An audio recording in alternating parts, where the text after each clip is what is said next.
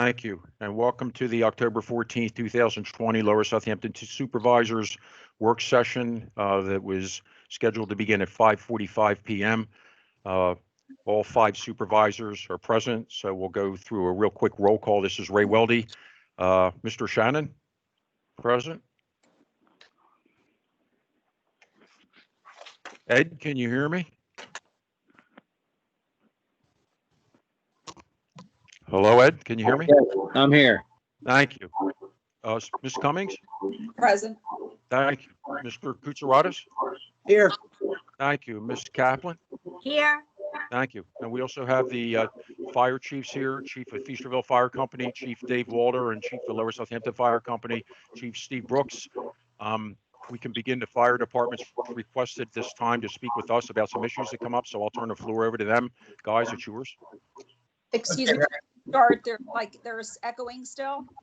I do hear echoing in the background. Somebody's mic is.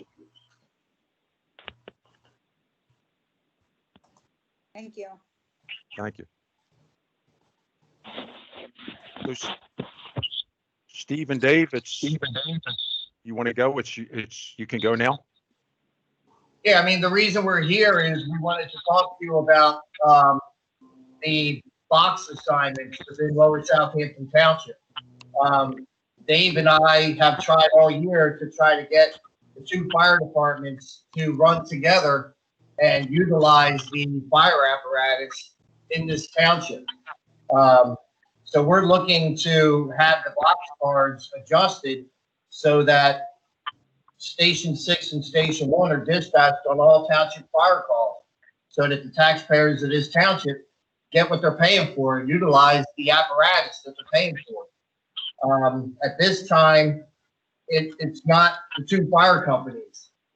We do utilize outside fire companies, which is understandable. There is a section where you utilize, and we fully understand that you use the closest to fire company, and the way the township is set up, we are the closest fire company to the majority of the township fire incidents, with the exception of a couple locations that we've worked out. And we've been trying all year to get this done. Steve, can you just go into a brief explanation for maybe those not up to speed on exactly what box cards are and what their function is? What it is there's a local box dispatch. A local box dispatch is an alarm system, a car fire, something that's not fully life-sustaining. The second dispatch would be what's called a tactical box. A tactical box is like a small store, a house, a garage, a shed, an outbuilding. A tactical box could also be a hazmat type incident, where in a tactical box, you're getting mutual aid companies anyway. And then the third dispatch would be a full box assignment, which would be like an apartment complex. Any type of fire in the apartment complex, a storefront, strip centers, industrial buildings. So a full box assignment, you're getting all your mutual aid companies anyway. And when Steve says mutual aid, for what people don't know, that's our surrounding departments: Trevose, Southampton, Middletown Township, Bensalem Township, and also Montgomery County, Willow Grove, and Lower Moreland. Now, we've already had an incident where Station 2 was on all of Station 1's local boxes, which is alarm systems, like I said, which is just a basic dispatch for an investigation. And they didn't want to be on the calls. However, they are one of the closest fire companies to that section of the township. Through the county, a local call, only the closest due fire company needs to be dispatched. And the closest due fire company, the county just did a survey, and the majority, I would say 90%, 95% of our township were the closest fire companies. And we can pretty much handle the incidents on our own between the two fire companies. Now, a local box alarm system only calls for one engine. We want both companies to be dispatched on that alarm system to guarantee you're getting a township fire truck on that call. So, with the exception of, I have 2 locations in the township where Station 4, 100% closest firehouse. They have to be on the call. I have 2 other local boxes that Station 21 in Langhorne is closer. That's Woodland Crossing. They have to be on the call. We understand that fully.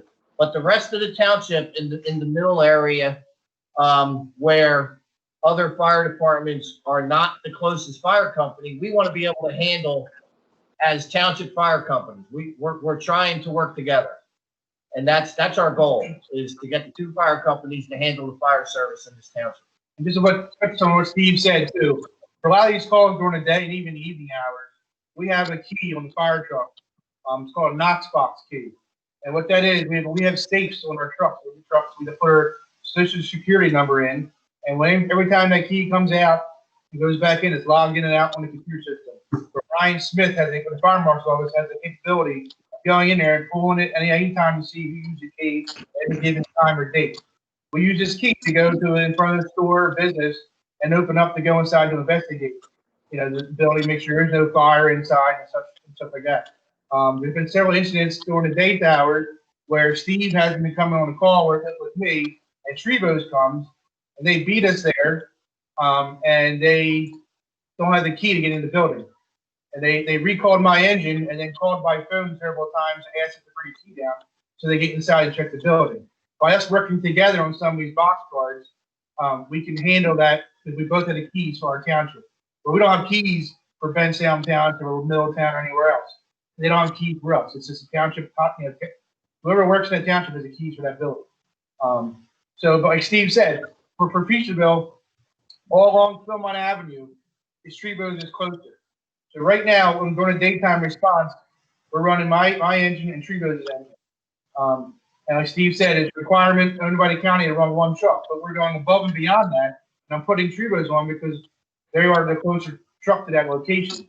And I have like 7 boxes along the Philmont Avenue thoroughfare that Trevos would still remain on, and also back behind their station where we took that Trevos Road area, Peyton, Lukens, and all Sterner Mill, Terry Drive, back that area. You know, several years ago when Bill Ottinger was fire marshal, we took that area back because we were losing the tax money on that. I should say tax money. We were using the donation money.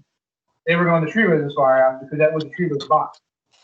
So wherever the Trevos, the old boxes where they used to respond, they will still remain on. And then what we're asking in them areas, we'll go above and beyond what we're doing now and having 3 engines coming during the daytime, where it'd be engine 1, engine 6, and the rest of 4 on that area in my area. So, and everything else in the middle, we want to handle this for two companies. Can I ask you guys a couple questions about it? Okay. I looked at the binder that has the sequence that the fire calls are supposed to be dispatched. And I understand, is that the binder that's shared with Bucks County Police or Fire Radio? And that's the sequence then that they would dispatch fire companies out to call based on geographical location and the intensity or the seriousness of the call? I'm not sure what binder you're looking at, Ray. Well, it was where's Ryan? Ryan Smith. It was the binder that you showed me, the black binder that had it in by Are you looking at FRL? sectors. There was a binder that back when Bill and Tony were here, they went through all the boxes and did everything by mileage. Like, so the next closest firehouse by mileage was due. Okay. That's the binder that you were talking about. Now that box card system, Steve and Dave, that you're referring to, has that been in effect for several years, or is that something recent? We used to run together on all of the township calls. And then when Bill became the emergency management and took over handling the, I guess, the management of the box cards, he made those changes. And we understand that. However, if you look through that list, there's some areas where it's 0.02 miles that we'll say Trevose or Langhorne is closer. I mean, there's some agencies where they use a half a mile buffer, and we're asking for that half a mile buffer because we want to utilize the 2 fire companies. I mean, we are getting the personnel, we're getting the trucks out, and that's our request. We're trying to get these 2 fire companies in this township to work together. So did you, and the reason I don't know if, is this a relatively, it seems like it's a relatively, not a recent, but kind of a new request. Did you talk to the former fire marshal about this and try to get this rectified or? Yep. We talked to Bill. Actually, Bill brought to our attention last year when I was elected new chief in December. I don't take over until January. He came to Steve and I both talked to us, and we had this. This would have been done by now if Bill was still here. Obviously, COVID came. We reached to Ryan Smith several times, Mr. Gaudo a few times, and we had to come to this right now. So here's 10 months later. We're bringing it to your attention. So yeah, absolutely. Bill brought it to our attention. We were going to make it happen, and it would have been handled back in January. So Bill came to see you about the system that he put together and he wanted to change. Correct. Okay. I'm He was just trying on to understand board the sequence. with us making the change. Pardon me? He was on board with us making the change because he understands what we're trying to do. Okay.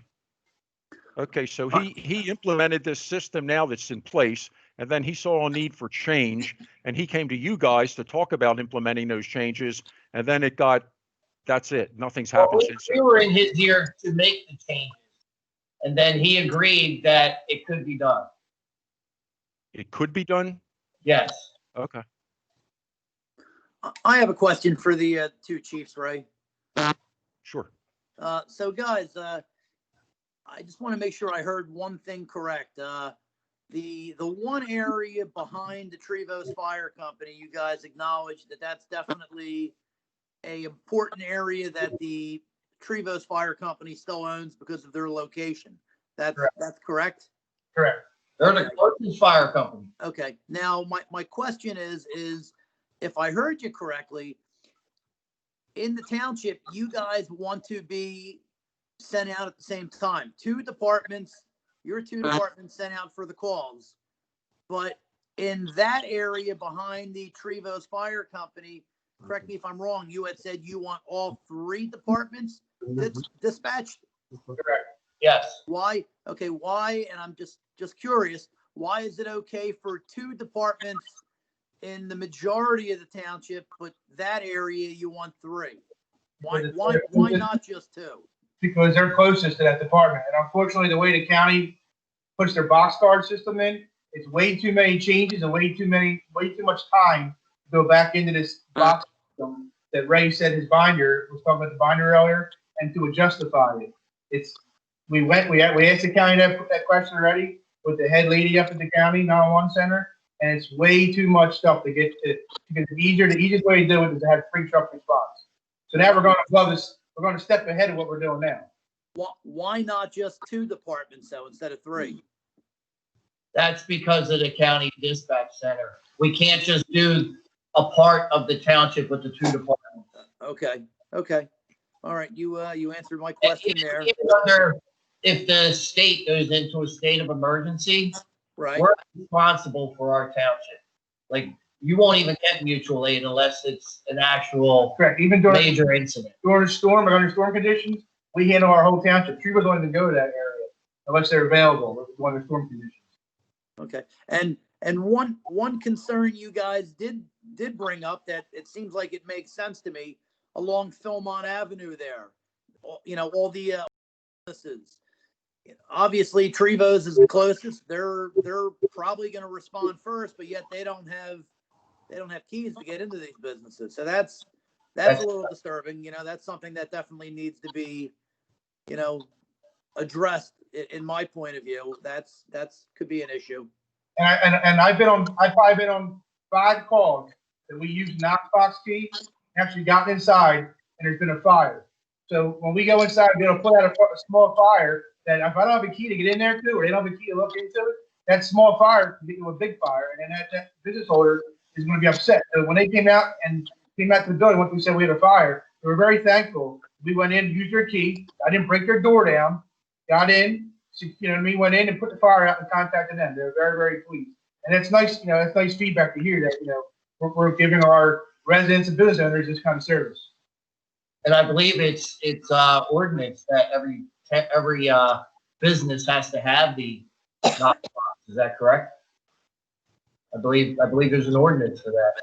Yeah, as long as unless they're open 24 hours, then they don't need one.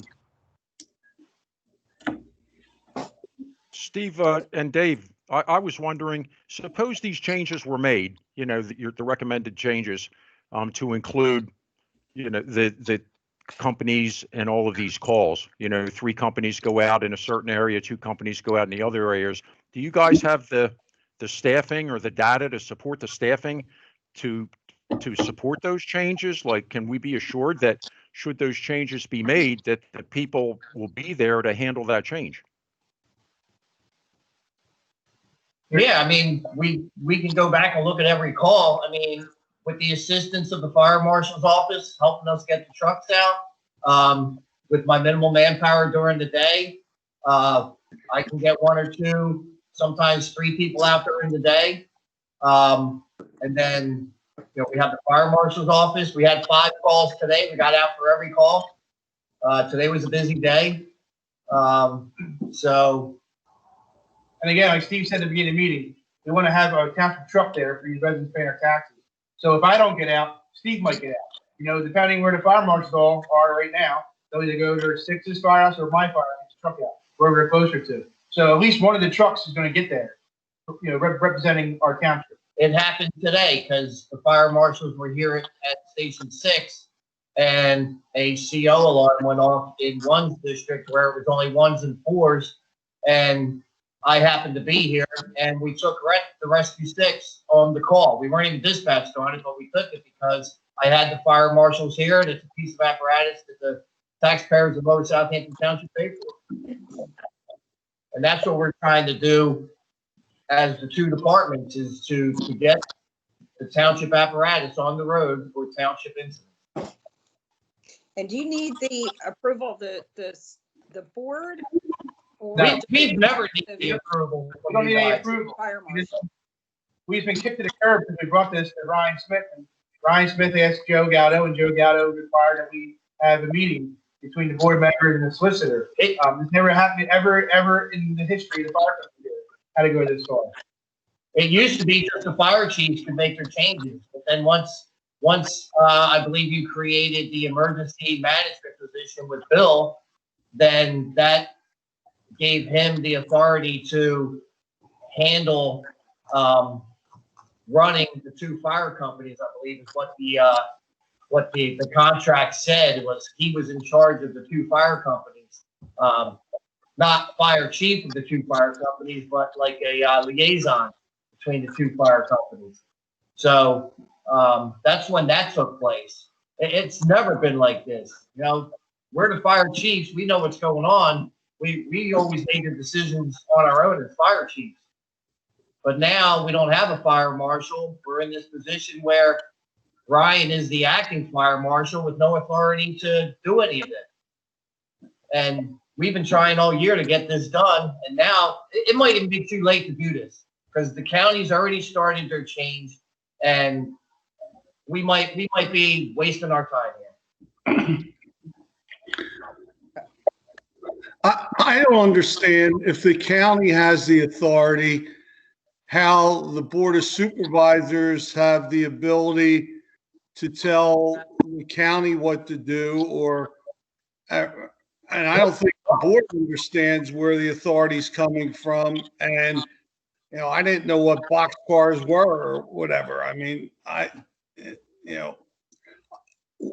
not sure where we're supposed to look to find out how we go about this. And you seem to know, so I'm asking rather than telling.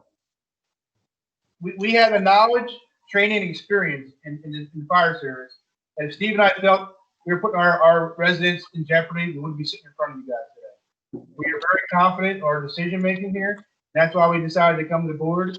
This is why we asked Bill last year if this is possible, and he absolutely agreed 100%. Again, we have the knowledge, experience, and training, and we're recommending this to you guys to go forward with it.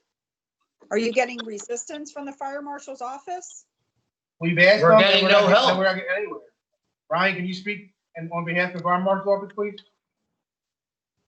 Let me speak on that issue. I mean, with regard to Ryan is the acting fire marshal and the emergency management coordinator.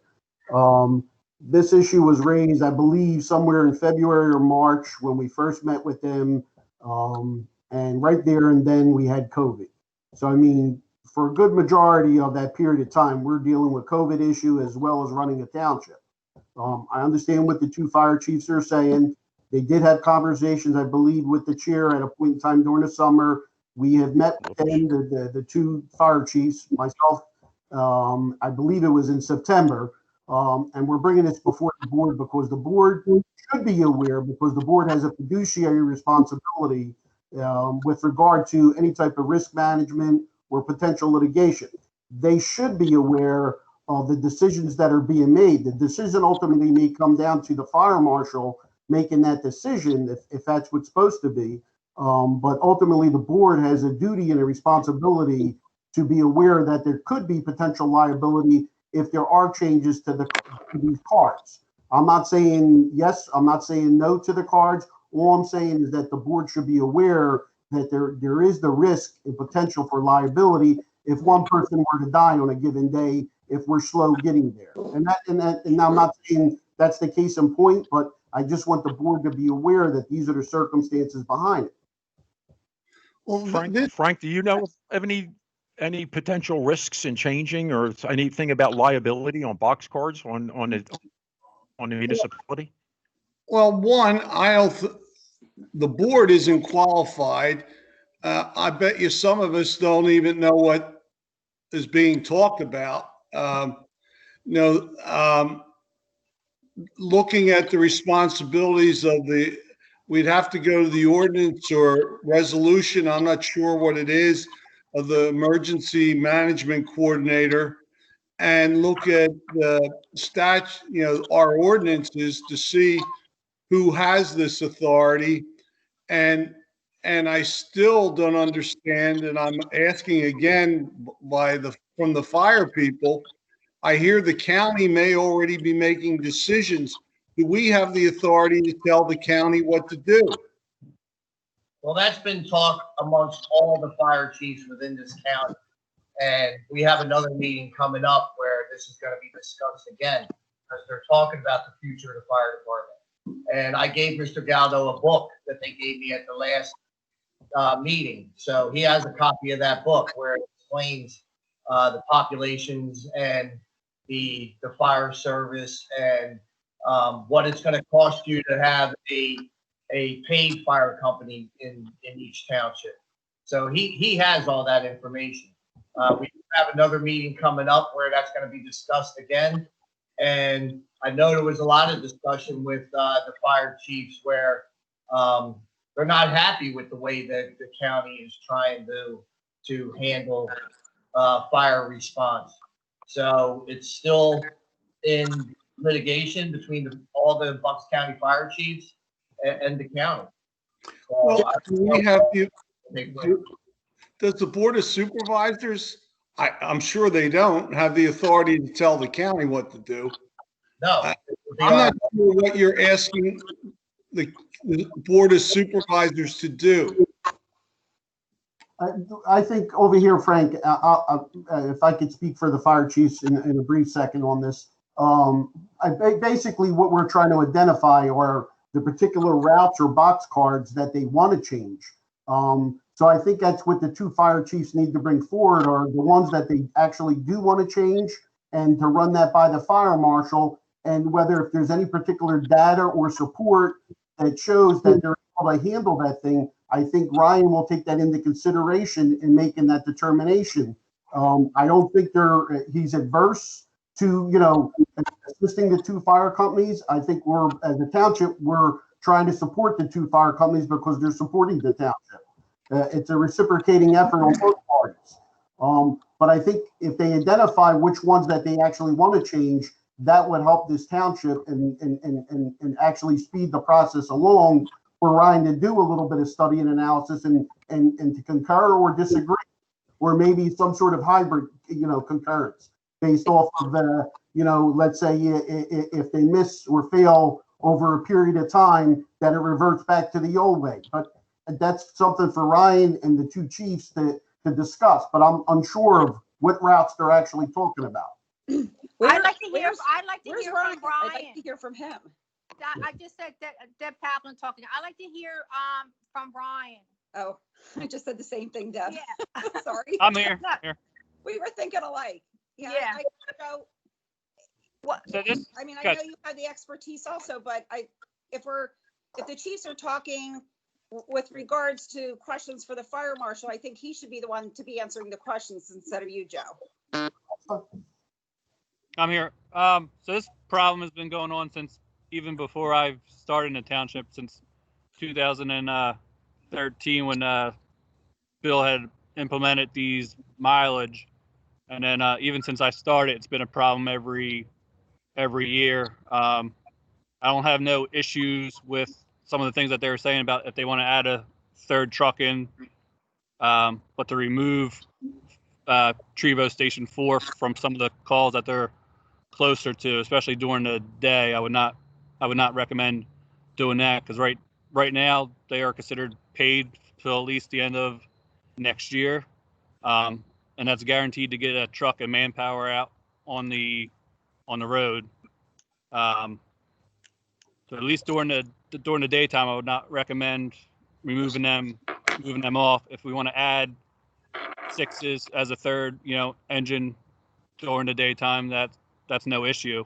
And for nighttime, I would say if we wanted to, we do a trial thing where we can remove Station 4 off, or maybe like alarm systems and carbon monoxide alarms, and that Station 1 and Station 6 run the calls by themselves and do like a trial period to make sure the trucks are getting out. And then if we see that, then maybe we can move on to the next step with some other type of calls where we remove Station 4 off. I would only recommend it though for our alarm systems, carbon monoxide alarm, maybe some wires, but any fire reporter calls, I would not recommend at all removing them off of box cards, because they're guaranteed right this moment to get out, at least till the end of next year when their grant runs out.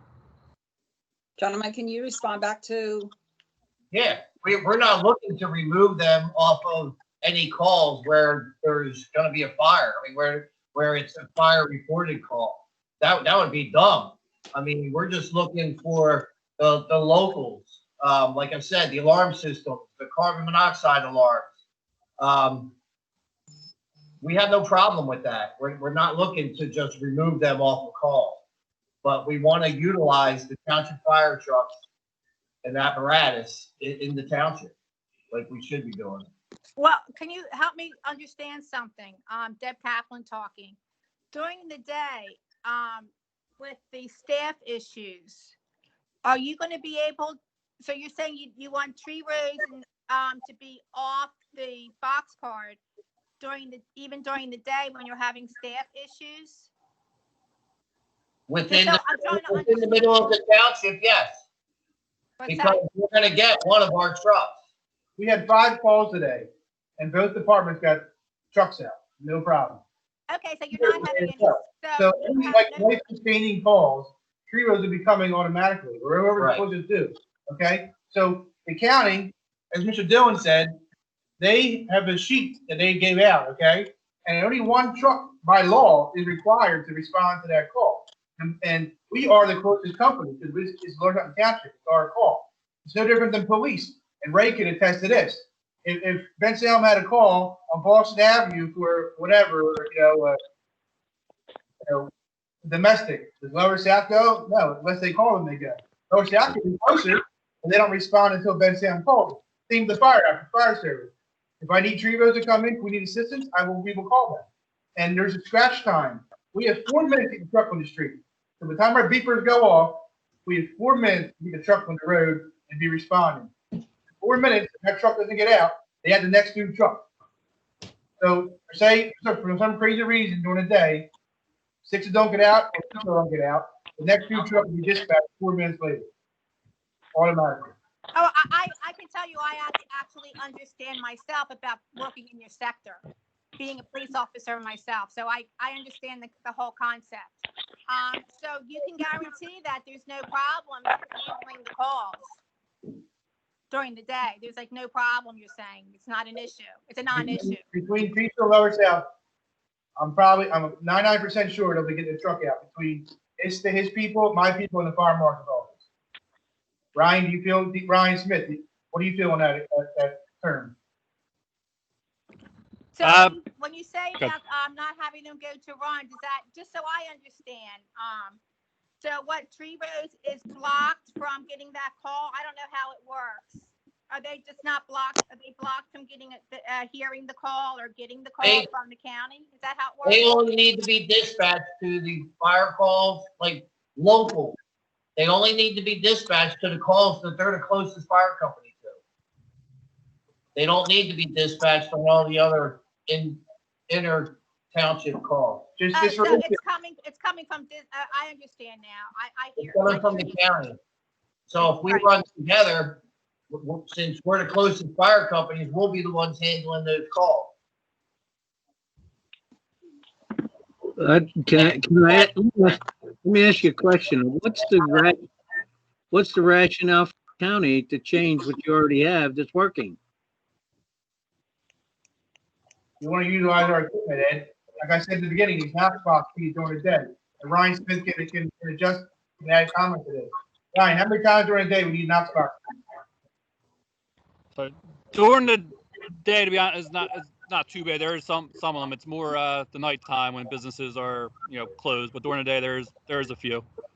We have to get into an area in the building where the alarm panel is located on the key for it. We have a Knox box. We're trying to work together, utilize our equipment together. Yeah, he's correct there. Trevos does not have a Knox key, so only our 2 fire companies, the fire marshal vehicles, and I believe the cops has a Knox box key. I can't imagine that gentleman would be coming to us if it wasn't something that they felt was a benefit for the community. It's obviously something's not working, or they wouldn't be sitting here before us explaining what it is that they feel the need to do their job the best that they can. Thank you, Phil. Well, can just you and the fire marshal figure this all out? And Yeah, I wasn't this- months ago. I understand Mr. Gatto used COVID, but we're emergency services. Did the hospital shut down? No. You guys still had your meetings on Zoom, correct, on the whole COVID time. I don't understand why we went to ask them back in March, 6 months ago, why we're still having this issue. We should have been handled and addressed by now. That's why we're all upset. We haven't shut down yet. I mean, I understand So Dave and Steve, what happened with COVID, but we still have to move, we're still moving forward with meetings. There should be no reason, Ryan, that you shouldn't be meeting with the chiefs to discuss this. It shouldn't have gotten to a point where it actually came before the board if it was something that they felt. It's had to come to the board because we're talking about maybe removing a company that's guaranteed to get out during the daytime. So that comes back to the supervisors that have to provide fire protection to the township. So that's why we came to the board about maybe this decision to see what your guys' Right, but I think, recommendation was. but right, I think what Sue's trying to say is that it's taken, all these months. It probably should have happened a little sooner. Brian, Our Yes. 2 fire chiefs have been saying that they've been trying to, have conversation with this for quite some time, and it just never has really been brought up to us. should Yeah, we? so this has been before me even. This has been going on. So this is all out of frustration that it's in front of us at this point because something has to be done. Well, not and you lack want of to get it. communication. You Brooks, you were trying to say something? Should we remove the fire services in Lower Southampton Township because they have a paid crew on 24/7? Is that what you're saying? Yeah, this is what this all came about. So Feasterville used to run their cards back in the day by their alarm system stuff by themselves. The old chief wrote a letter back, I forget the exact date, saying that they would like to add the next due on because they didn't have manpower during the daytime. And then the now we're talking about removing them, but the problem was they're paid and they were getting out and getting to the calls, quick response response times. That's why we were worried about removing them, because they can get, not to every call, but most of the calls, our response time was 3 to 4 minutes, where the volunteers were about like 6 minutes.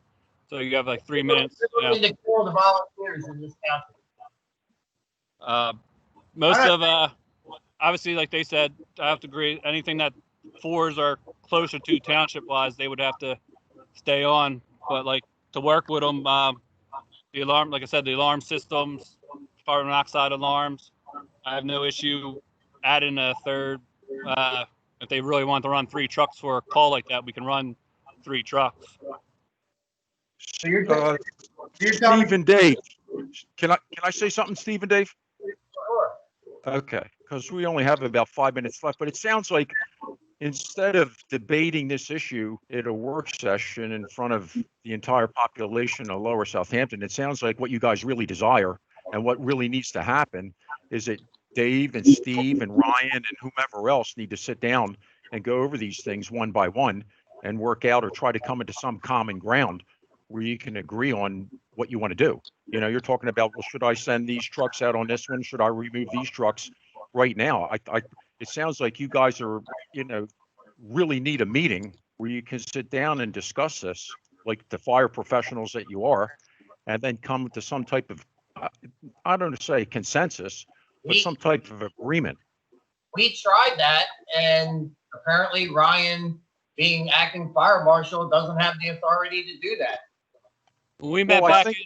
think We went back you can in have a February. meeting. I'm not saying implement any changes, but shouldn't you at least have a meeting and discuss what the changes should be, and then maybe sit down with the county fire marshal or all the fire chiefs, and somebody can make the changes. It's not like this is locked in forever. Ray, you just said something that I've been thinking about the whole time. Since currently we just have an acting fire marshal, could Well, we that get doesn't, the county fire marshal to maybe offer some assistance with this? I've been thinking that the whole time. Maybe we could reach out to them to see if they could, also give some insight on some ideas with this stuff. I don't understand if Ryan's the acting fire marshal, he's appointed to do the job, why it's being said he doesn't have the authority to act. If he's in the position, why doesn't he have the authority to act? I don't understand that. I don't understand that either. Neither do I. Joe, can we have a meeting with Ryan and make this happen? I don't know that. I have to look at the emergency service, whatever ordinance or resolution that is, and the township ordinance. And I still don't understand, and I apologize, the interplay of the county, which you tell me is making these decisions. I don't know where you and Ryan have the authority to overrule the county. Maybe you do, but I suspect my board of supervisors certainly doesn't have enough knowledge to make this decision based on what they're being told, because I don't think we understand it. All right, so again, There's a contract with the fire company where we're to provide the fire service in this township. I believe you. You still didn't, or maybe you answered not. I don't understand. How is this board of supervisors? How is Ryan and how are you telling the county what to do? I don't know. And I'm listening. I just don't understand. Ryan, you there? Yeah, I'm here. Sorry. Answer this question. If Bill was still here today, you were assistant fire marshal. This change been already happened? I can't answer a question because I don't know. Well, I can tell you what, this would have happened by now, and this would have been a done deal, and this would even happen right now. We wouldn't be having this meeting right now. Then why didn't it happen a year ago? It was brought to my attention in January. And then Bill was canned in January, so nothing happened since Bill left. Why didn't it happen Wait a last minute, wait a November? minute. He wasn't appointed, he wasn't canned. Okay, let's just, Ryan's the acting fire marshal. can you, I don't know what it is you want, what you want from the supervisors. I'm not clear. What is it that you want from us? Nothing from you. Deb, we were told we had to go You had to come to to the meeting. We were told. I don't We need wanted nothing. to bring it in front of you guys only because liability issues that with maybe removing floors off. Like I said, that right now gets out guaranteed during the Well, day. I would Yeah. think that would be something that Ryan would have to sit down and discuss with Steve and Dave, and then give us a detailed synopsis, a detailed report on who you want to take off and who you want to put on instead of speculating. If this sounds like speculation, I think you guys need to sit and air out your differences and come up with what you want to do, and then come to us and say, Yeah. hey, this is what we want to do. Yeah. When we met back in February with the two chiefs and Mr. Gatto, we asked them to come up with box card numbers that they want to change, but I have gotten nothing. Okay, Right. Maybe so you, when can you have a meeting? You, the two chiefs in front of us here, when can you have a meeting? Any night but Tuesdays and Thursdays I'm in class. Other than that, I'm free any night. Should Frank? you be there? guys are good on Monday nights, aren't you, Dave and Steve? So how about a Monday night, Ryan? That's fine. I think the other thing you got to do is get the county involved also. Yeah, maybe we could have an assistant fire marshal. Doesn't the county have a couple assistants? They have a fire marshal, but they have some assistants. When do you plan on hiring a fire marshal? Pardon me? When do you plan on hiring a fire marshal? Well, let's We have a let's fire jump one marshal hurdle. until someone else is appointed. Let's get this meeting set up first, and then we can work on picking the fire marshal. But we should have a meeting with Ryan and the chiefs, and maybe somebody from the county there to kind of like mediate in case something comes up, or provide a solid answer from the county's point of view, and then we can get somewhere. It sounds like you guys, it sounds like Steve and Dave have a lot of things they want to get off their chest with Ryan, and Ryan has his own ideas. And I think the county fire marshal can be kind of an intermediary there, and then we know where we're going. Right now, it's just, there's a lot of bad feelings. There's tension in the air. You can have the Like I county. said, I'm fine with adding like a third engine. They need to surprise the box cards that they want to change. Well, at the meeting, you can bring all that up, Yeah. So You you guys have a need to meet. Do we need Mr. Dillon there for any liability questions? Well, I don't Mr. Dillon knows nothing about fire. The professionals are, at this meeting. I don't know anything about it. I think I want to look at the ordinances and the interplay with the county to understand it and talk to the appropriate people. But I don't want you as Board of Supervisors making these decisions, because you don't know what you're doing either. If appropriate, Sue, I'll go to a meeting. Well, why don't we Well, get that set up? That's preliminary kind of meeting. why you guys came to us, I think, is to get this thing rolling. It's long overdue, at least the meeting part of it. Would you be able to come back at the next, if you'd have something set up, come back at the next meeting? Well, it may take more than, True, you're right, it's already, they it's just it's Monday. only 2 weeks. Unfortunately, Steve said, we're under the gun here with the county. They're putting in a new CAD system. And the lady came and called across the street. She's willing to work with us. We told her we're already in litigation with the township and are making some changes. And she's fully aware that she's willing to work with us. She told us the sooner the better, because they need to put the stuff in a new computer system that they're installing. It was supposed to be done for August, but she's willing to work with us. And we keep pushing it back month. It's not going to happen. We're just wasting our time. And we can't do any other updates until late 2021. Well, between the three of you, there's a few Mondays between now and the first meeting in November. If We'll you meet with Ryan. could report back to us then. We're free Monday nights. We can meet this Monday. I think we can get it squared away finally. Okay. Nah, The next- That would be Done. great. So the 19th is good for you guys? no, It isn't? nope, I got the county chiefs. How about the 26th then? I'll have to look. Okay. Well, what about a Wednesday? Or, yeah, another night. or Friday. Yeah, I'm good any night. Just Tuesday and Thursdays, I'm in EMT class. Any other night, I'm good. Or if I gotta meet you guys on a weekend, I mean, so be it. So why don't you guys talk about a date that you guys can all agree on and go from there? I mean, you can communicate. You got to with start each other. somewhere. Yeah. Well, I think the instruction is get it done. A while ago, right? I Yeah, understand well that, done. but that's why we're here. All right, I'll reach out to both of them tomorrow in the morning, and I'll set up a time with them. All right. Thank you. Could we have the fire budget work, the fire budget? I think we can just segue right into that since they're here. Okay.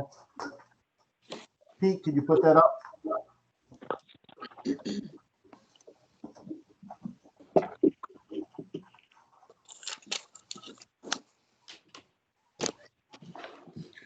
Well, I'm taking a break from the budget session.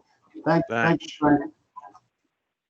All right, as far as the fire budget, what I have right here, for everyone basically is the allocate, first of all, the payable, in the payables batch is your two tax allocations, which was the guaranteed amount that we promised you for 2020, which is the $155,000 each respective fire company, as well as your lower south and feasible fire relief dollars that came in from the state. So you'll be getting two checks if approved for tonight's meeting.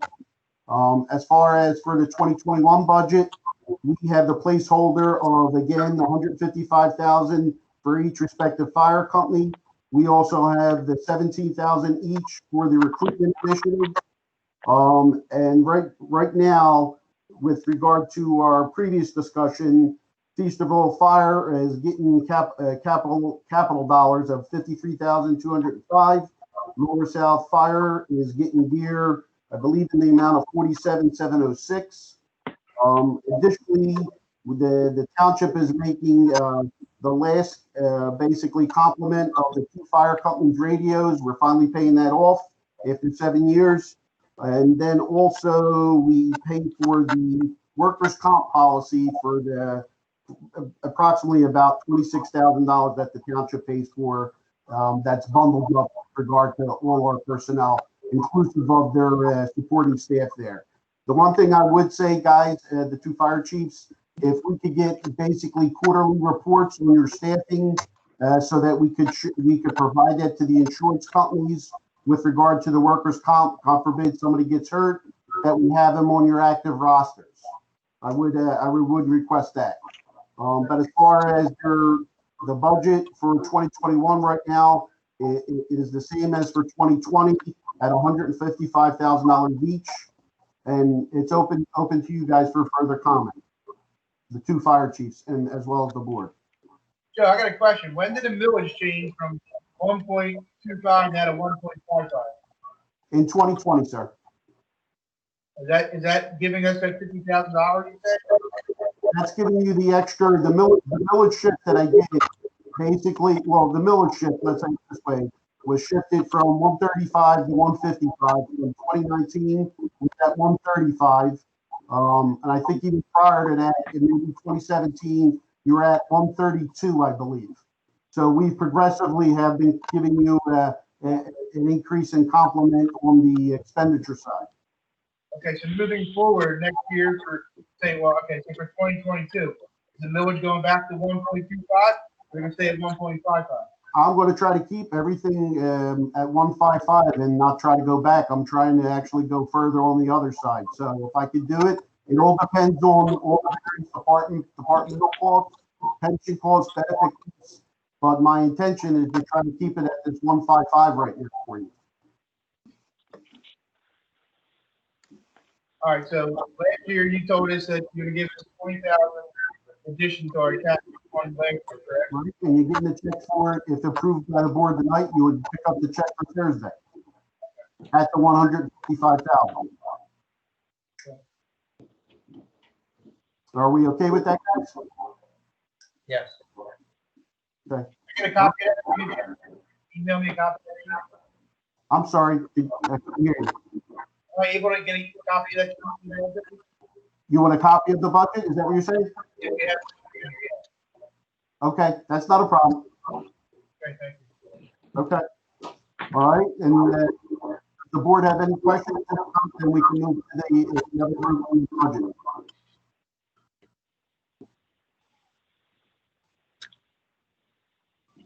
Hearing none, guys, if you're more than welcome to stay on for the rest of the budgets, or if not, you can sign off if you want. Thank you for tonight. Okay. Next, you want to put the street lighting? Thank you, sir. Okay. As far as street lighting, right now, we're projecting to end the year with a fund balance of around $103,000, almost $104,000. As far as for next year, we're going to keep basically the millage around this 0.75. And it seems to be doing the job over there. Our projected maintenance repair costs, we're going to keep at $27,750. And the street lighting expense, which is basically our PICO expense, we're going to put the placeholder of $160,500. I'm not sure it's going to be that high, but I'd rather have the appropriation there just in case. And we should still end the year with a positive result of $12,863. So street lighting is basically staying robust, and it's not degrading whatsoever. So that's a good prospect. All right. Any questions on that for street lighting? Hearing none, we'll move over to the hydrant fund. Thank you.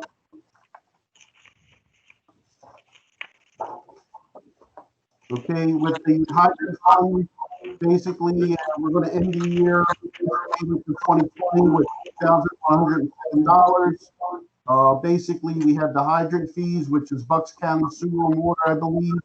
That projecting around $970,000 expenses. We still would have a reserve of $5,132 for next year. So the hydrant fund is also reliable and fund that's viable. Any questions on the hydrant fund? Yeah, Joe, Yes, sir. are they replacing all the hydrants in the township? Because they have the old Jones snap on them, which cannot be used anymore. Is that? I'm sorry, you kind of broke up. I'm sorry. So could you say again? Is there a process that they're going to start replacing all the fire hydrants in this township? I could check for you on that part and try to get you some better information on that, Steve. Because the 3-inch red side, we can no longer support the old Jones snaps. You can't even get them anymore. You can't even get them antique. Steve, could you give me something in writing from you on your letterhead so that I could take it to Bucks County Sewer and Water? Okay. I can move on that. I would appreciate that. Yeah, because I was told that they were going to start replacing them, but they didn't give me any. They didn't say any time frame or exactly, what was going on. But I've heard that they're slowly supposed to start replacing the hydrants in the township. I haven't seen it on the street, but it's supposedly, but I haven't seen it on the street. But if you give me a letter, maybe that gives it a sense of urgency. Thank you, Steve. All right. So that'd be the end for the hydrant fund. The next one would be the general obligation fund. All right. Now, the general obligation fund is basically you have placeholders in place, and this is for your other capital items that you may want to work on. So, let's say for the other property developments or property improvements, which is basically for the recreation department with their street lighting. I mean, not the street lighting, with their lighting initiative at the at REMP, as well as the township administration building. You also have for the Dolphin, you have $1 million there for the engineering or re-engineering of 2 areas of the Dolphin. Paving, you have a reserve of $785,000 for drainage, which is your basically stormwater. We could go through that in the blink of an eye. That's 1.265, as well as Play Wiki improvements, the pavilion, the roof. and also some vehicles if we needed additional vehicles for the township. So right now you have about a little bit over 5.1 million in there that we would be spending. Unfortunately, with COVID, it did slow up the impacts this year of us spending a lot of money in this particular fund. But it's, you know, it's all good. We made a little bit of interest, and actually the interest that we did make in 2019 and in a little bit that we're making in 2020 will help actually with some other little projects that we can work on.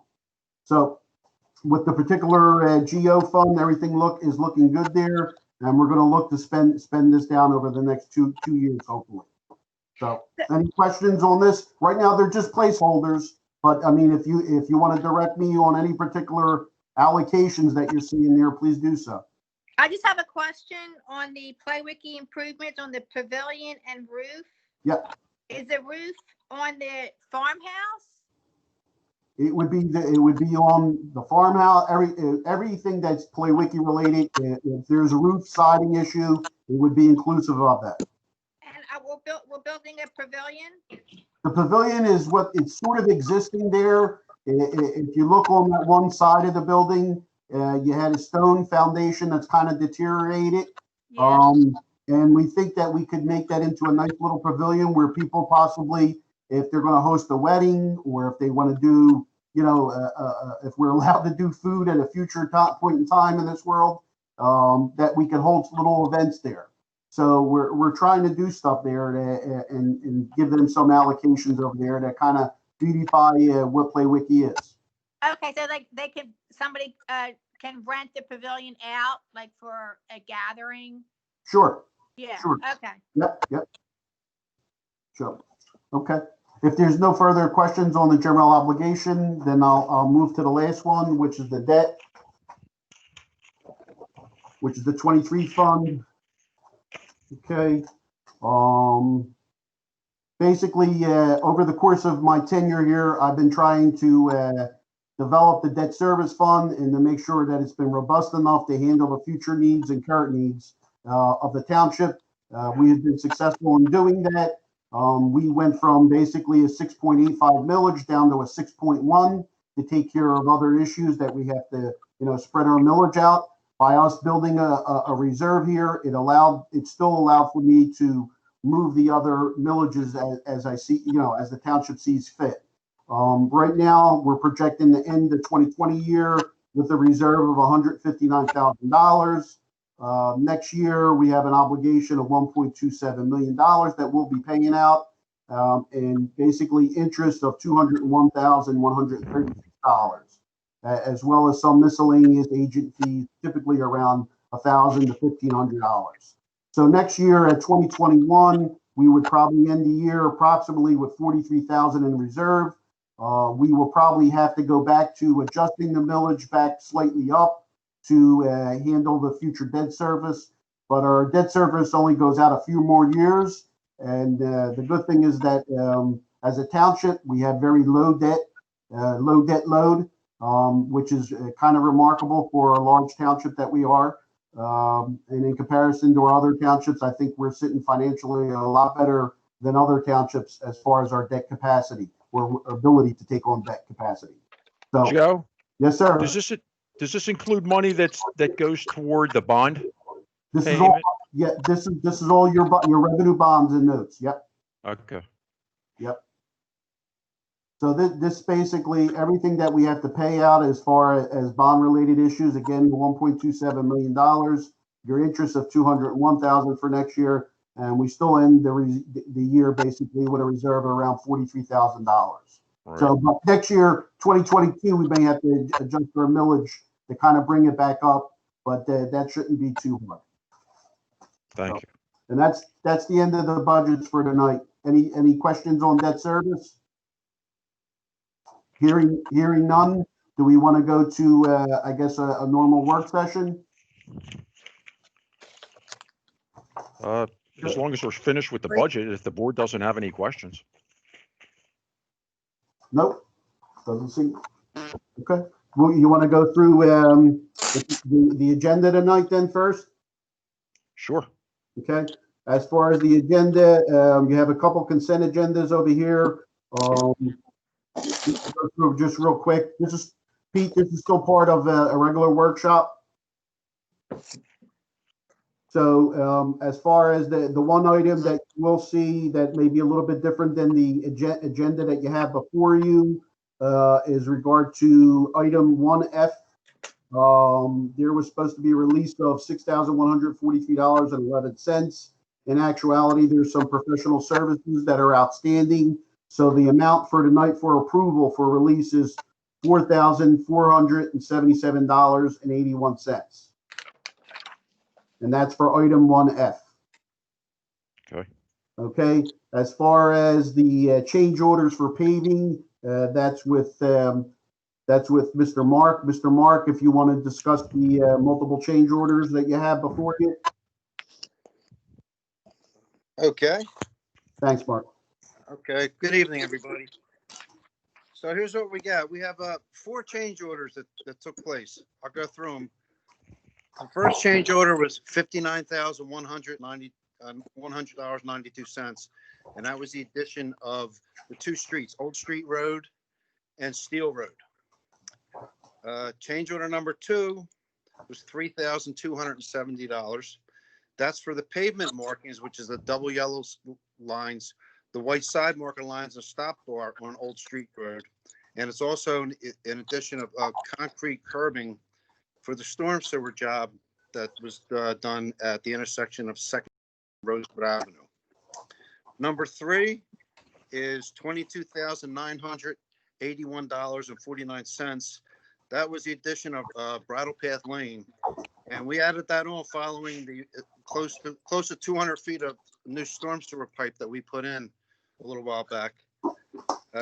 We wound up milling, JDM wound up milling and paving the whole road. Number 4 was $29,387.48. That was for the leveling coat of paving needed on 6 of the streets, and that was prior to putting down the 1.5 inch of compacted 9.5 millimeter super pave asphalt. And for those of you don't know what a leveling coat is, a lot of the local roads, once you get underneath a couple inches of blacktop, there's really not much there. Some of it's stone, some of it's dirt. And when the milling machine goes over it, sometimes it rips up, even though the wheel's going level, sometimes it's taking up 2 inches, some spots it's taking up 4 inches. So before you put the finished coat of blacktop, the mat on there, you have to have a level surface. If you don't have a level surface, the road, when the road's all, it's all said and done, it's going to be waving at you. It'll look like hell, and it'll be holding water. So I know the level course of paving was not included. They did not figure that in the original cost at the beginning, but it's vital to having their streets come out looking pretty good at the end. Should it have been included? In my experience, it's not included, but I don't think it's a bad practice to add 10-15% on the paving aspect of it, every year. I don't think it would hurt, but generally it's not included. So none of the 3 bids that we got for the paving included that? That's correct. Okay. But it's necessary. If it wasn't done, the streets they would not have turned out well. And I was out there looking at the ones where they put the level course on. It was needed. So that's it. The total change order for all 4 changes, $114,739.89. The original contract amount was $422,452. So this brings the total up to $537,192.84. Does anyone have any questions? Hey, Mark, is it something that, is there some way we could look at that ahead of time and determine that it's something that we should be doing automatically? Well, you can always do core samples of streets, but if you have an outside contractor do that, that's going to cost additional money too. But yeah, it's a crapshoot with these local roads. You really don't know what's under them. You know, Yeah. when you see a street, you're on 95 or you know, a highway, and you see that they mill a road, you see it's nice and even. You can see the design in it and all. You don't have that on local roads. Yeah. Okay. Thanks. You're welcome. And then, thank you, Mark. The next item is item 3, which is setting up basically an encumbrance with regard to a particular vendor that Public Works utilizes. It's KPK Development. Mark, do you want to speak on that for the $1,500?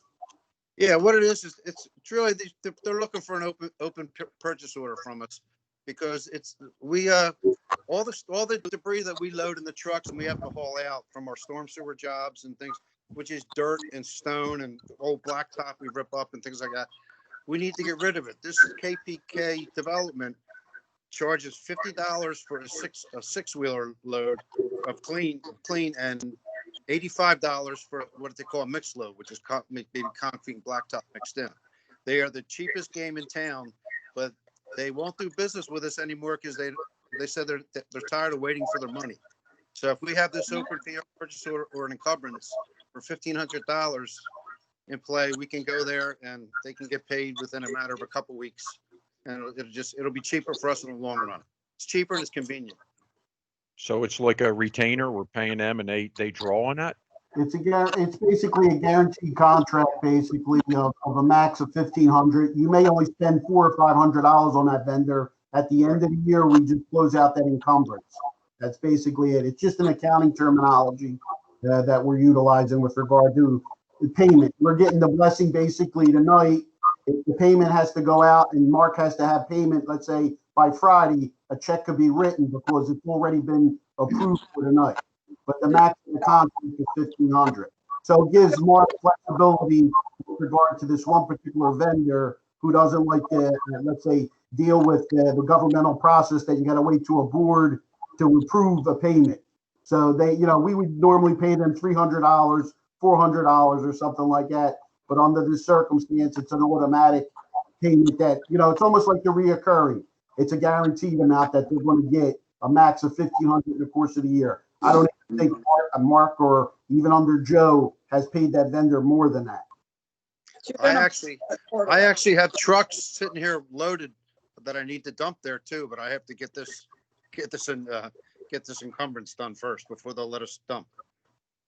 That's a wise decision. Pardon me? That's a wise decision. You're doing like a blanket order, basically. Yep. Exactly. Yep. Okay, so that'll take care of item 3. As far as tonight before you, you have item 4, which is regard to the adoption of a tapping fee calculation and a schedule of fees for sewer tapping fees. The good thing is that when Mike doing his analysis on the township fee schedule, we came across the fact that the township basically hasn't had an update on its tapping fees, I believe from 2006, I believe. So it's been about 14 years. So we requested CKS engineers to do a review and analysis on our tapping fees, which keeps in comparison with other localities and other municipalities. So he did basically, gave us a report, and basically a study was performed in accordance with the requirements of the Pennsylvania Acts 1990-203 and 2003-57. Basically, it's the current value of the facilities that is utilized in conjunction with the capacity of Lower Southampton Township's whole sewer system. The capacities relate to the agreement capacity set forth for both in the Chamonix Interceptor Service Area and the Percussing Interceptor Service Area. Basically, he's requesting that we need to pass the resolution for the tapping fees and the basis for determining those fees. So like I said, the last time I believe it was done was around 2006. So this will set the ship straight, so to speak. This is in regards to the residential as well as a commercial component, and the calculations I believe were submitted to you in your package for Friday. So the board, or we would be requesting the board's approval for tonight with regards to the adjusting of the tapping fee and the calculation. Mike, is there anything I missed on that, Mike Italia? No, you nailed it pretty good. Just for clarification, commercial is anticipated flows. So it's anticipated gallons per day, times that $12 figure. So it's not EDU based. It's going to be based instead. It'll be dialed in a little bit more accurate. And this, again, will also help the stabilization of your sewer fund with regard to this update that we're doing tonight. So that'll assist the sewer fund with its tapping fees revenue side. Okay, and then as far as the next item before you, you have the adoption of resolution 20-32, which would be the lower Southampton Township fee schedule, and that's what Mike has been working on for the past couple of weeks. And like I said to you before, it's a long time coming. So Mike has made some adjustments on the fee schedule, kind of shortened it up. And it appears to be a lot easier to navigate and for the average resident and even for myself to better understand, let's say it that way. So before you have that fee schedule, Mike, do you want to talk about various items that you worked on? Yeah, so the fee schedule, basically, I thinned it out to make it, like a fee schedule for dummies, just because some of them can be so perplexing to try to work through. We made it simplified and a lot more streamlined and balanced, and to bring your fees up in line with surrounding municipalities. Some of them, lower end, some are on the higher end, so we're kind of like right in the middle now. But it'll take care of things and make my life and some of the other folks that work in Lower South life's a lot easier. And revenue-wise, it'll be very complimentary. All right, so like Joe said, we talked about the tapping fees. We looked at Ryan's. I met with all the department heads. We took care of some Ryan's fire inspections. Those were a little bit on the lower end. So we balanced those out as well. And it's a fluid document. Really, we should be looking at it annually and analyzing it. So come January, we may say, oh, you know what, we missed this, or we got to address that. And, we'll take care of it at that point. So, but, I would love to have that to you for July. I promised it for October. So there's your Halloween gift. So there's just no trick or treat. That's all. Well, I really appreciate that we have this fee schedule done. It's been some time, so I'm very Long happy. overdue. Thank you. Yeah. Hey, Mike. Yep, absolutely. Hey, Yes, Mike. sir. Approximately, what was the changes? Dollars, 10%, 2% from what we had to Yeah, where we it was kind of all over the place because some of your stuff was dollar-based figuring. Other stuff was, just a flat fee. So there really wasn't a percentage like you would see, like food prices going up X amount of percent. It really was, there was an overhaul that just needed to happen. And I wish I could give you a red line version, but it's just not how it shook out that when I was finishing it up. So nothing like absorbent, nothing like 10% increase in this, 20%, nothing crazy. It was just more of balancing and calibrating it. All right, thanks. So I hear you saying that you would recommend us for you to look at this on a yearly basis. Basically, come this time every year, I would meet with all the department heads, Joe, and make sure that we're good. If there's any, like we picked up on, hey, we're a little short on this, or if we're over on that, certainly we could back off, those type of things. And it'll also make the residents' lives either a contractor, because they'll be able to see it and be like, oh, okay, that's easy to figure out. Okay. Yeah. Now, Mike, will this be published on our website? Like, how will people have access to these fees short of coming in? It'll be published on the website as soon as you approve it tonight. Okay. It goes into effect tomorrow morning, basically. Sounds good. Thank you. Yep, you're welcome. The only thing I would say, there was like one little typo issue on part 11. We have dollar sign under item number 4. It's tabbed over. So you have a dollar sign, and actually the 350 is right there, but it's underneath. So we will have to correct that just from a typographical point. I see it. Okay. Major Yeah, subdivision. Yep. Okay. But I think that's it on that. All right. And Mike, do you want to talk about the International Fire Code with Ryan? Yeah. Absolutely. Thank you. So we're upgrading to adopting the 2015 International Fire Code, just to kind of keep moving things forward. Nothing really big change-wise. We started addressing food a little bit more for like a food festival, that type of stuff. So it's nothing major. We actually did find some stuff in the previous adoption that was missing. So Frank and him kind of squared up. We'll be updated and codified with code, which we have a meeting with John on Friday. Ryan, any And comments? Ryan, did you want to make any comments on that with the fire code?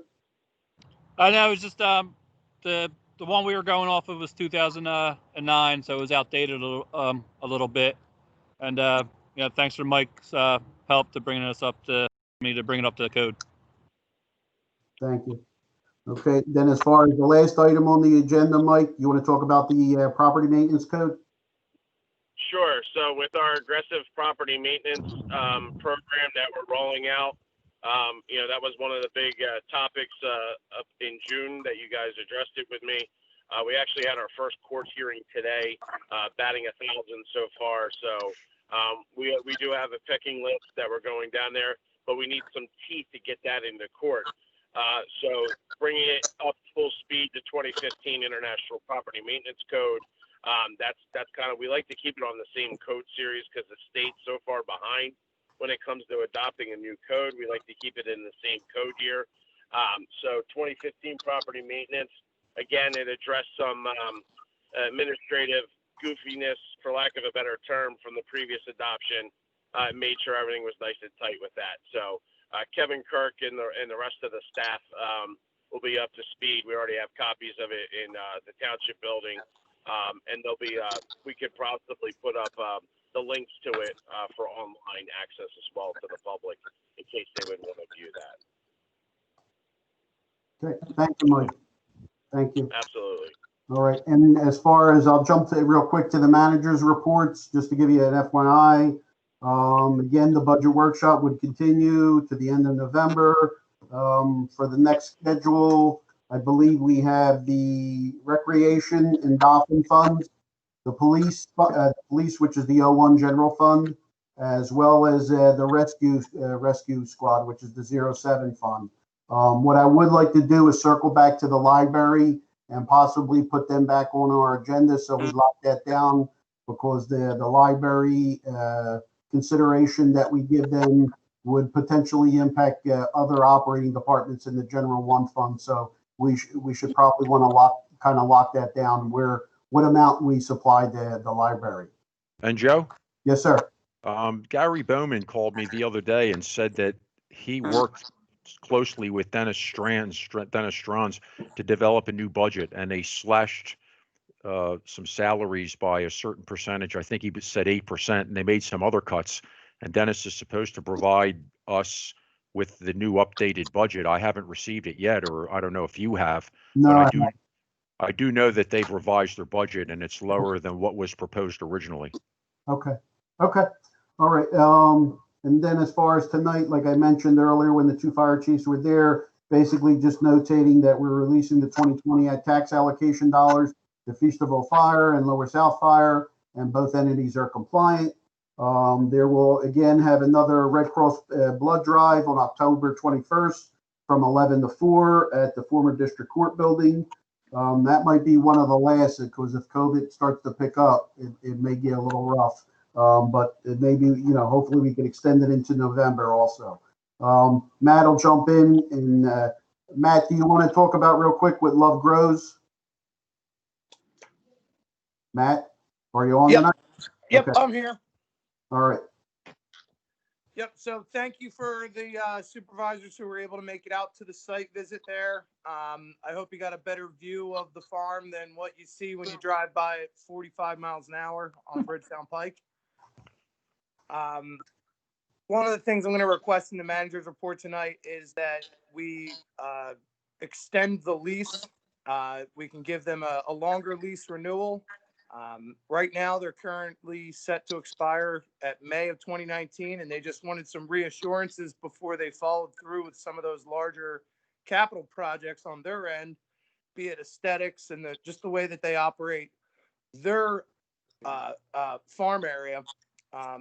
So that would be something that we would want to propose tonight at the manager's report for consideration to be on the agenda at the next meeting.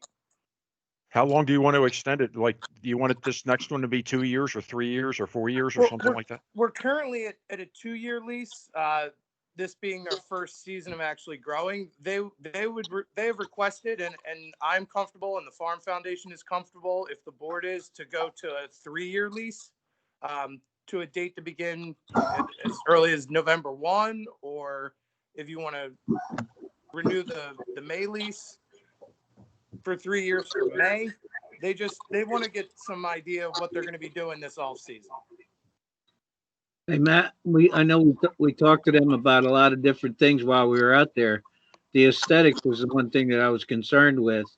Do they have a plan for that to, get rid of the equipment that's there, or maybe hide it behind a hill or something? Yes.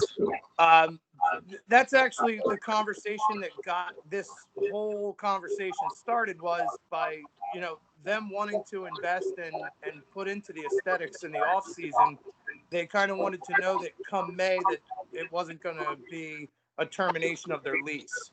So the request coming now is in preparation of doing those aesthetics that we talked about, different shrubberies to hide those shipping containers, just have it be a little more organized and sightly.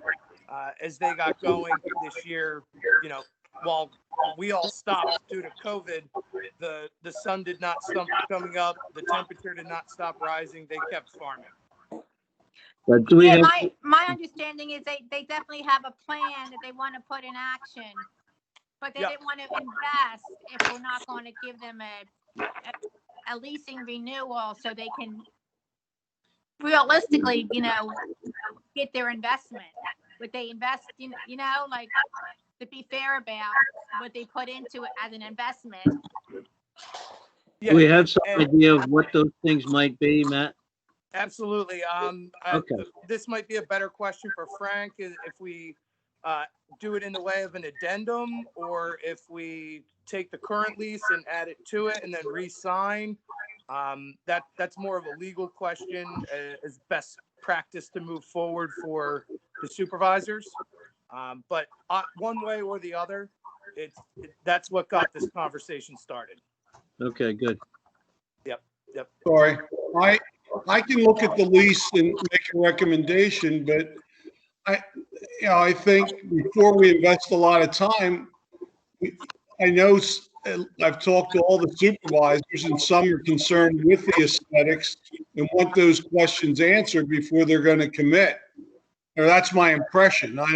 Yeah, no, I think that's right, Frank, from my perspective anyway.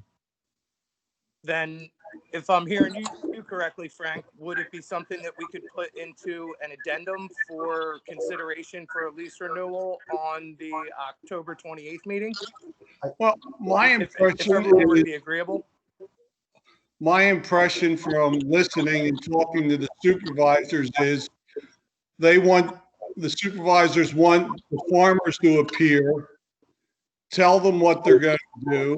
We understand what they're going to do, and we incorporate that into a lease and make sure we, have an understanding of what's going to be done. I don't think my impression is that at least some of the supervisors want to hear from the farmers.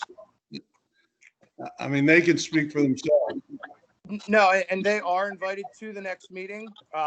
And before that meeting, I'll make sure that we get something in writing as to what their game plan is and what we want to see end game. Give the supervisors a chance to renew it, make sure it meets their satisfaction, make sure it's something that's attainable on the farmer's end, that it's something they can do, and have it ran by the Farm Foundation, that it's within the, what they want to see, and we'll go from there. Well, maybe, Matt, maybe you should talk to the supervisors and see what they want. We've had some verbal conversations, nothing Okay. actually on paper though. Hey, Matt, did we find out if they're willing to increase their yearly fee? Yeah, when we were on our site tours, I didn't have too much of a business conversation. It was more of operationally how they go about day to day and what the residents see and how it benefits the community. Now, I can't speak for them, but I will say that we did discuss a higher dollar amount, and they would be willing to go above where they are at now. It's definitely something that could also be renegotiated with the consideration of that extension or renewal of the lease. I mean, I can only speak for myself, but I think $1,000 a year is, a very affordable deal for them. I'd just like to see if they'd be willing to do something else that we can just contribute back to the Farm Foundation. That's something I'll also include in writing before that comes before the board with consideration. Again, that would come more from them. I don't want to speak for them. That it is their business. They are an LLC, so when it comes to that, they're currently in an agreement that we all felt was fair to begin with. So if we want to change that, I can't speak for them. Well, Matt, there was I spoke to two members of the farm committee, Plewicki Farm Committee, and they're not interested in charging them any more money. They think that based on your analysis that you provided us on what acre rentals go for in Bucks County, that they're getting more than a fair share now as it is. And at least Jim Cates was supposed to be in tonight's meeting. I don't know if he's here or not, but he was not interested in any increase over the duration of the lease, and neither was another member of the committee. They said that they were fine with $1,000 a year. They were just looking to continue the partnership and to continue to use the farm as a farm. They seemed very satisfied with the operation. So I don't know. I mean, I don't know what the rest of the board thinks, but maybe we could also ask the farm committee what their opinion is, since they received the money. Well, I think Rose has done some analysis on that with other places that have a farm, and I thought her information was very good. And the analysis that Matt gave us, they're paying almost top dollar for agricultural, what the agricultural leasing prices are. I think it was $60 less than top dollar, if I remember. Now, I don't remember the numbers, but I know she did a lot of work on it. No, I mean what Matt gave us information. Yeah. Okay. Yeah, Okay. and they're paying almost, if that's correct, right, Matt? They're paying almost top dollar for what Bucks County in Bucks County. That is correct. And to go back to what Ray was saying, I did talk to Jim Cates earlier. Unfortunately, he was not able to be available for the public meeting to discuss during manager's report, although he entirely supports the Love Grows operation there at Plewicki Farm. He thinks that the lease agreement is fair. He's quite impressed with the way that they're using the land, and he feels that, obviously we need to put something down on paper in a lease as far as aesthetics and some screening shrubberies and really what the board wants to see. Should definitely be written down, but they were very open and totally amicable to working with us and the supervisors and the Farm Foundation with what the look of that area is.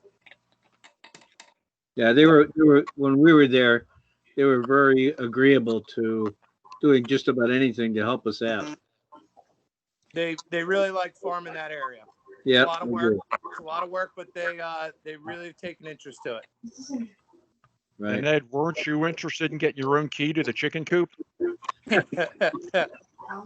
How did you That's know? what I heard that as well. I don't know. So I have a question, just so I understand. If they are willing to give us a little more money, or I shouldn't say us, to give the Farm Foundation, if they are willing, like Matt had said, we don't want to accept it. We don't want to try to help, the Farm Foundation out.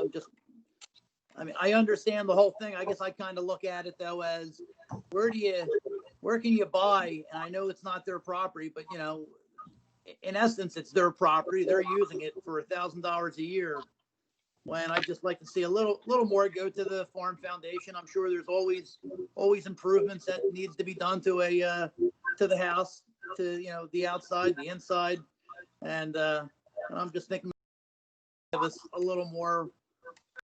Once again, not us, but give the foundation a little more. Why not have them do so? Well, I think we have to be fair with the pricing for and as far as the agricultural pricing is in our county. Right, but if they're willing to, but once again, though, they're willing to do this. So, I mean, if they're willing to it, whatever the figure is, I know it's not going to be much. I don't expect it to be much, but for it to go back towards the foundation, I just think it's a wise thing to do if they're once again willing to do it. Well, I think they've already got some comparative pricing with other farms in different townships. And I think Rose has done a great job of getting that information. And then once they can decide what they're going to improve on, aesthetically anyway, they might be very willing to do something more for the foundation. All right, so we'll move on to the next item on the manager's report. As far as we're going to, at probably late October, we're going to have the box set up inside the building. Basically, we want to thank Joey Promotions. There's over 1,000 action figures already. So we'll be taking that from kids. We already collected that from the kids. And then the next item, Matt, this would be you, as far as the Parks and Rec with the pumpkin painting contest for the children that we developed. You want to talk about that, Matt? Yep, I'm definitely going to run through this at manager's report just so all of the public is aware. We are going to have a pumpkin painting contest for children ages 4 to 12.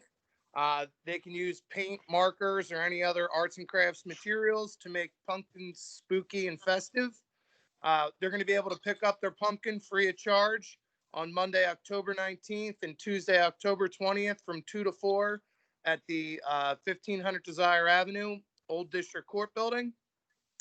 We're then going to judge the pumpkin via photo submissions to the administration at LSTWP. We didn't want to have them submit them on Facebook only because it includes children's names and their ages, and then everyone gets to see everyone else's pumpkins, and it just kind of is going to be easier if they submit it via email. It's really cool. We've been able to partner with some local businesses.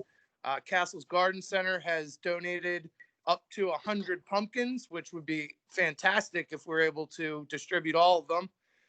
And Wawa has contributed for gift bags for the winners for each age group. And we're going to segment them by age. So it'll be the 4 and 5 year olds, the 6 and 7 year olds, the 8 and 9, and then 10, 11, and 12 year olds. 2 winners in each category. I think it should be fun. It's something the Parks and Recreation Department's never done before. We're used to having the fun day this time of year where we're down at the farm and doing the hay rides and the pumpkin painting there. So this time, in this event, we're going to be bringing the pumpkins to the people. Matt, would we be doing on the 28th? Would we be calling out the kids' names or? Actually, currently the way that I had written it, I was trying to get it as close to Halloween as possible with the submission as late as October 30th at 2 p.m. But, now that you mention that, I know your slide for the manager's report is probably going to say something different. But I'll announce and I'll make sure that Christina puts it up on the website and on Facebook consistently to say October 28th, 2 p.m. That way we can announce the winners at the Board of Supervisor, give them some recognition. We Sure. can put together a quick PowerPoint, even show the pumpkins that win for each age group. I think it's something that's pretty cool. Everybody's trying to adapt during these times. So hopefully it goes off as a hit. Sounds good. Thank you. And we put pumpkin winners on our Facebook page and of course our website and all that good stuff. Sure. Yep. And they'll be announced at the meeting too. So like Yeah. I said, in Joe's slide this evening, it's going to say submissions no later than October 30th. I'll make sure that that gets changed before we go live on Facebook and on the website to read October 28th, 2 p.m. That'll give us a couple of hours before the meeting, compile the submissions, judge them for each category and age group, and then we'll announce them at the meeting. And do a quick PowerPoint slide of those pumpkins. Fine. Yep. Thank you, Matt. Yep, sure. Okay. Well, that's all I have for tonight, unless the board has some questions that they want to ask. I have one question for Frank. Frank, I apologize. I didn't have time to reach out to you sooner, but underneath. I called you. I know you did. I've just been having some things going on with the family, so it's been a little tough. But thank you for calling me. You always do. You're great at that. Underneath the payables, the one line item that I haven't been supporting. I was just wondering if we could have that separated again in the consent agenda tonight. Sure. Sue told me that, and I was supposed to remind Joe, and I forgot. That's okay. So I think you just make a motion to pay, or just handle that separately. You make a motion to pay all the bills except item 28 or whatever it is, and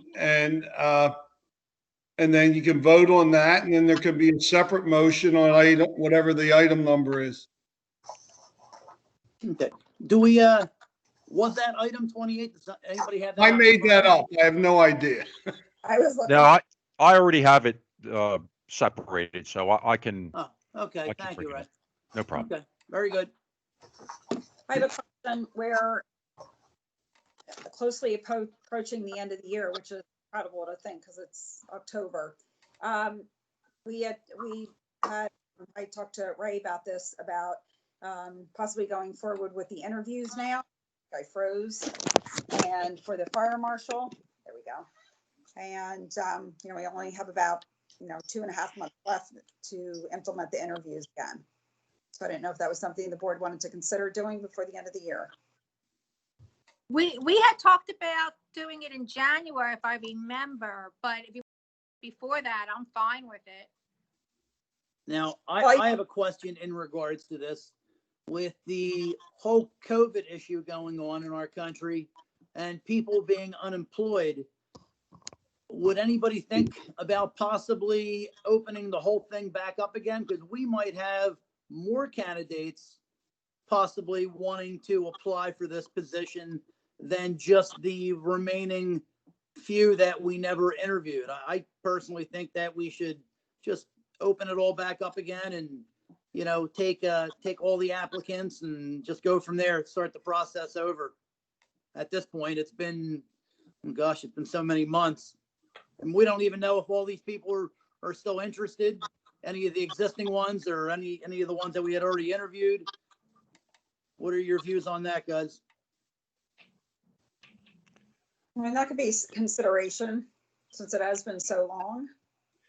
Well, we interviewed, we had 6 applicants, I think, that we narrowed it down to, or that we decided to interview, and we interviewed 3 out of the 6 on March 11th, which was our last public meeting. And then at the meeting, the next meeting was supposed to be March 25th. We were going to interview the other 3, which we never got to. So I don't feel right about making the first 3 come in for potentially 2 interviews, while the rest, if we opened it back up, would only come in for 1 interview. That doesn't seem. Well, why do we not have those first 3? They don't have to come back in, but at least open up the field to see if there's other qualified candidates now that so much time has passed. I'd hate the fact that there might be somebody else out there now who might be so qualified that the board could possibly lose out on a candidate just because we don't want to start over. And we don't have to bring the first three back in since we have interviewed them. That's fine either way with me.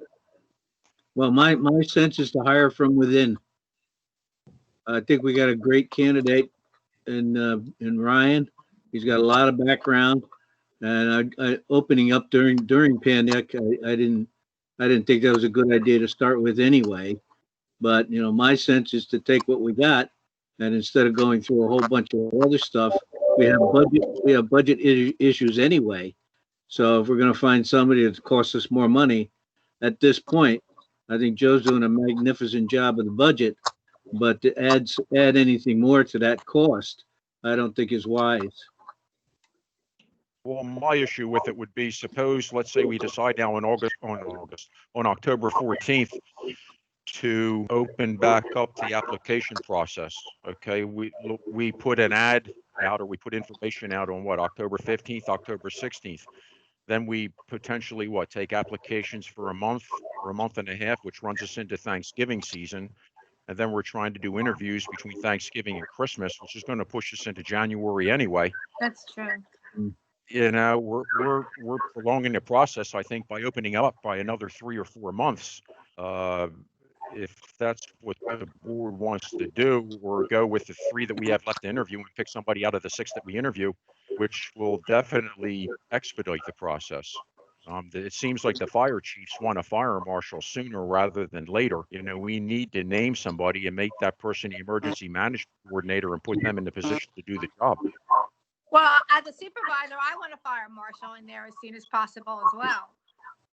To interview the remaining 3, though, you can't not stop the process. We finish interviewing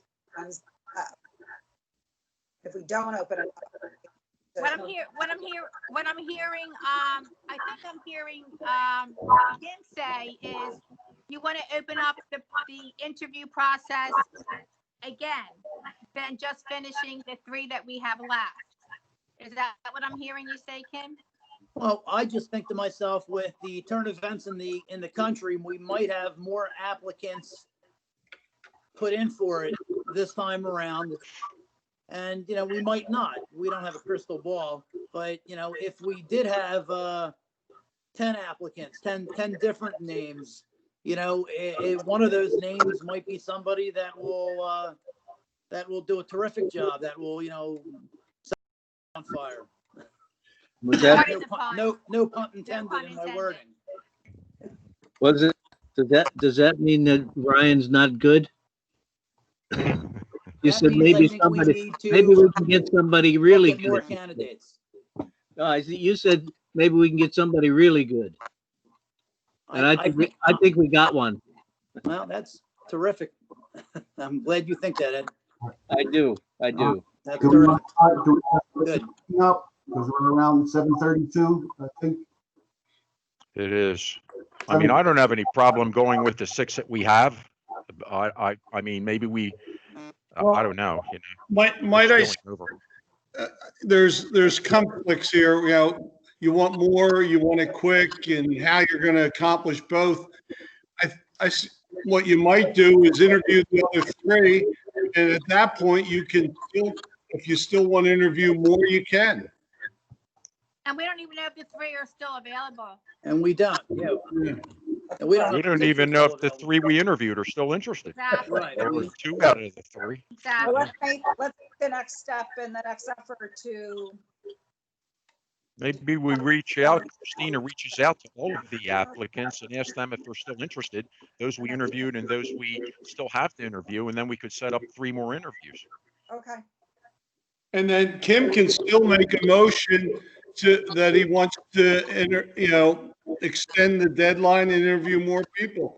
Well, If you got 3, what we can do is the 3 people we haven't interviewed yet, maybe we'll find, we'll like somebody there too, and we could just act on it with the remaining 3. I mean, that's it. and if you don't, you can interview more. Yeah, that's fine. That works. Sounds good. Okay. Okay, we ready to move into the actual meeting now? Yes, sir. Okay, do we have to back out of this one, Joe, and sign into a separate township meet, or is it all one stream? Let me double check on that. I think we have to back out. I'm pretty sure, but let me just double check. Hold on. I hope not. We're gonna have to send Bill Gates over to Ed's house. Yeah, good idea. Hmm.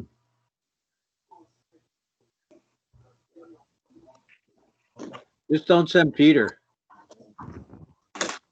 Peter's going to check on that, but the one thing he did say was that if we do go straight through, there would only be one video, not two videos. Yeah, I thought there was 2 invites that were sent. I thought there was a separate invite for the meeting. I'm going to check. So just hold on 1 second.